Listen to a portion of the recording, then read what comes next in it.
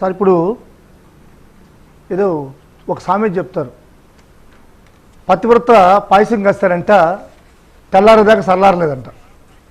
ఆ విధంగా ఉంది చంద్రబాబు నాయుడికి మన విజయశేఖర రెడ్డి గారి మాటలు వింటా ఉంటే. నిజంగా విజయశేఖర రెడ్డి గారు ఒక కాంట్రాక్టర్ అయినా ఆ కాంట్రాక్ట్లో జరిగేటువంటి దుమారాలు ఎట్లా నడుస్తాయి అనేది కనీసం ప్రాక్టికల్గా ఆయన తెలుసు అన్నీ. అయినా కానీ ఈ విధంగా ఉదయాన్నే వచ్చి అబద్ధాలు చంద్రబాబు నాయుడు కోసం చెప్పడం ఏంది సార్? ఆయన చంద్రబాబు ఎంత అభిమాని కావచ్చు, చంద్రబాబు నాయుడు లోకేష్ గారి అభిమాని కావచ్చు, ఆయన కాదనట్లేదు. ఇంత దుర్మార్గమైనటువంటి మాటలు తెల్లవారితో వచ్చి చెప్పడం ఏంటి సార్? ఏ విధంగా రింగ్ అవుతాయి తెలుసా? 4 కాంట్రాక్టర్లు, 5 మంది కాంట్రాక్టర్లు, 10 మంది కాంట్రాక్టర్లు టెండర్లో పార్టిసిపేట్ చేసినా కానీ టెండర్లో రింగ్ సిస్టమ్ అని ఒకటి ఉంటుంది. ఈ రింగ్ సిస్టమ్ విజయశేఖర రెడ్డికి బాగా తెలుసు. అయినా కానీ వచ్చి ఇక్కడ వేదాలు చెప్తున్నాడు, పాయసం వండుతున్నాడు. తప్పు సార్. ఇప్పుడు మీరు చెప్పేది భీమా ఇంజనీరింగ్ మాత్రమే చెప్తున్నారు సార్. భీమా ఇంజనీరింగ్ జరిగింది కొంచెం. ఇంకొకటి చెప్పాలి సార్. మీరు ఆర్వీఆర్ అనేటువంటి ఒక కన్స్ట్రక్షన్ ఉంది.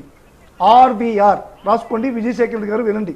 ఆర్వీఆర్ కన్స్ట్రక్షన్లో అమరావతిలో 13 ప్యాకేజీస్ ఇచ్చారు. అదేవిధంగా సాగునీటి పథకాల్లో 4 ప్యాకేజీస్ ఇచ్చారు. హంద్రీ నివాలో పోలవరంలో ఒక ప్యాకేజ్ ఇచ్చారు. మొత్తం వాళ్ళకి 17 ప్యాకేజెస్ ఏ విధంగా అక్రమంగా అన్యాయంగా కట్టబెట్టారో అనేటువంటిది విజయశేఖర రెడ్డి గారు తెలుసుకోవాలి. ఫస్ట్ పెద్దలు ప్యానల్లో ఉన్నటువంటి అందరూ కూడా తెలుసుకోవాలి. ఈ ఆర్వీఆర్ కన్స్ట్రక్షన్ అనేటువంటి వ్యక్తి ఎవరంటే రాయల్ రఘు. ఈ రాయల్ రఘు ఎవరంటే మన చంద్రబాబు నాయుడు గారికి యుగ పురుషుడు కాదని కనిపించేటువంటి ఒక వ్యక్తి యొక్క కొడుకు యొక్క వియ్యంకుడు.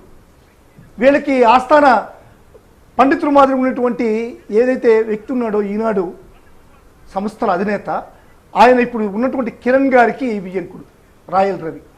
ఈయనకి అమరావతిలో 13 పనులు, సాగునీటి ప్రాజెక్టుల్లో 4 పనులు కలిసి 6,859.95 కోట్ల రూపాయలని దారాదత్తం చేశారు. దాంట్లో 685.99 కోట్ల రూపాయలు అడ్వాన్స్, మొబిలైజేషన్ అడ్వాన్స్ ఇచ్చారు. వీటిల్లో లెఫ్ట్ బ్యాంక్ కెనాల్ A5A5 అనేటువంటి దాంట్లో పోలవరంలో 2019 అక్టోబర్ 3 నాటికి మిగిలిన పని ఎంతంటే 81,63 కోట్లు, 81.